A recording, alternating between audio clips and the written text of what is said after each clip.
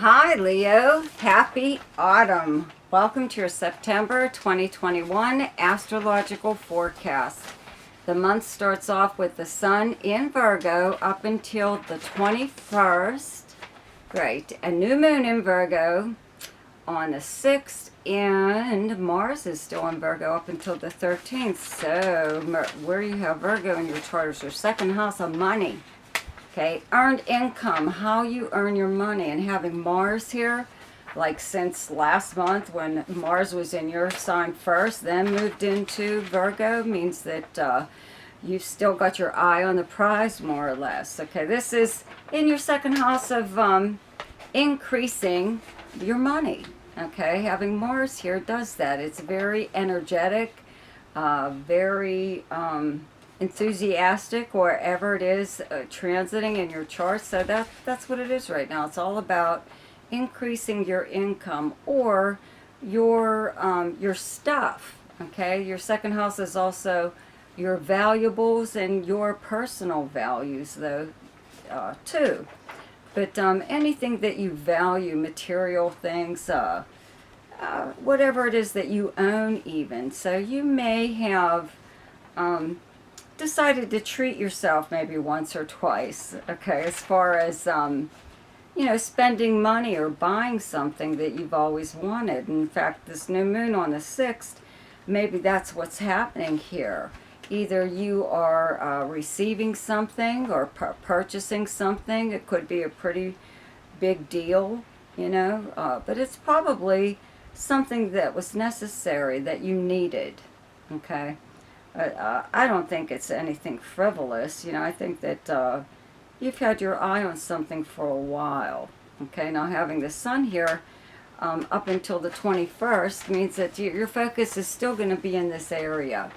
So unless it's something that you do on the side, okay, because your sixth house is the workplace and the kind of work that you do. And this is where you have the sign of Capricorn. And the planet Pluto is transiting here. There were many other planets here at the same time that Pluto was here, and there was all kinds of crazy stuff going on at work and the people you worked with and your company and all that, whatever, It's pretty depressing on and off. A lot of kind of obnoxious people possibly that you were working with. And that sort of maybe continues just a little bit. It's not as bad as it was because the only planet here is Pluto. Okay, but Pluto brings about like change. Sometimes it happens in like an instant or something. Sometimes it's like a gradual change to the point where if you were to stop and compare yourself to, let's say, maybe 5 years ago, the kind of work that you're doing is completely different than what you used to do, or the way you work, or where you work, the people you work with, everything about whatever it was that you did to earn money has changed in some way or other, and it doesn't have anything really to do with the pandemic, because it was already changing. Maybe the pandemic was like the icing on the cake or something like that. So that's what's going on here right now, because your planets in fellow Earth sign of Virgo in your second house trine this Pluto in Capricorn, another Earth sign. So one is from your second house of income to your sixth house of how you earn your money. Okay, the kind of work that you do. So something's going on there, and you could be really standing up for yourself as far as the workplace goes, or a client, even if you're self-employed, or your company, by insisting on a raise of some kind. Okay, so there's a full moon on the 20th in Pisces in your 8th house, okay, which is directly across from your second house of Virgo. So 8th house is other people's money and resources. And I've mentioned many times before to you, having Neptune here, that maybe there's something going on with your bank accounts or jointly held property or something like that, credit cards, where, you're being swindled in some way or other, okay? So maybe that's something that you've discovered even. And around this full moons bring things to a head, okay, where they can be dealt with and discussed and done away with. And once it's out there. So it could be something like that. Like maybe you could even find out that a coworker is getting a lot more than you are, even as far as benefits go or perks of some kind, you know, and you're really speaking up for yourself. You know, you're demanding more or less the same thing. You know, you want the same treatment as the rest of the people that you work with. Or again, if you're self-employed, you could find that clients are, I don't know, doing something that isn't on the up and up. You know, and it's, you're getting the short end of the stick in some way or other. But they're both money houses, so something is going on with money. Okay, so just keep that in mind. Okay, the sun actually moves into Libra on the 22nd. Venus, it has been in Libra since last month and it stays here up until the 9th. Then it moves into Scorpio on the 10th. And then Mars moves into Libra on the 14th. And Mercury moved into Libra on August 30th, I believe it was. And it's here all month, but it turns retrograde on the 27th. So where you have Libra in your chart is your third house. I will put a link to Mercury retrograde, a video that I did on that you might want to listen to. I'll put a link below in the description section, because it will really help you, because where you have Libra in your chart is your third house. And third house is, like Mercury is the natural ruler of the third house. It's a big communication and travel house. But your third house is more or less your everyday life. The people you would encounter throughout the normal course of your day. Businesses that you would frequent. Your neighbors. It's also your siblings, your cousins. Big time, you know, regular postal mail. You may notice an increase in postal mail, and in fact when Mercury turns retrograde on the 27th into next month, you may get mail that was late that you should have gotten how long ago. You could also get someone else's mail, or they could get yours. All kinds of fun stuff, but I'll cover Mercury retrograde next month, because it happens too late in this month to really affect, you know, you, okay?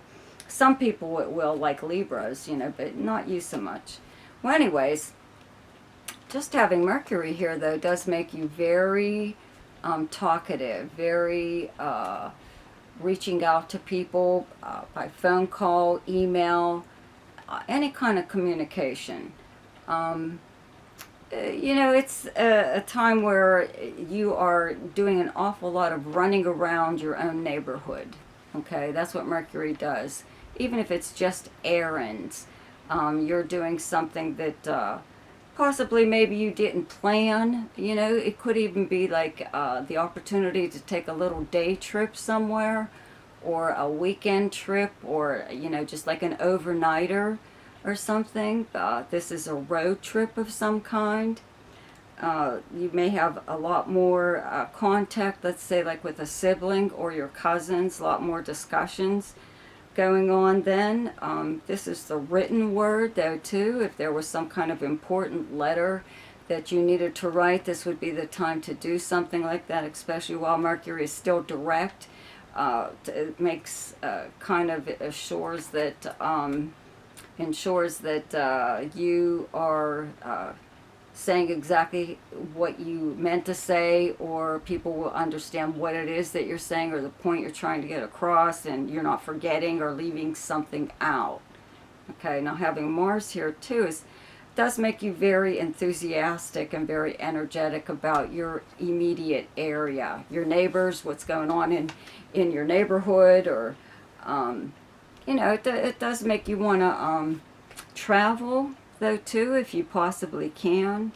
All kinds of fun stuff going on here.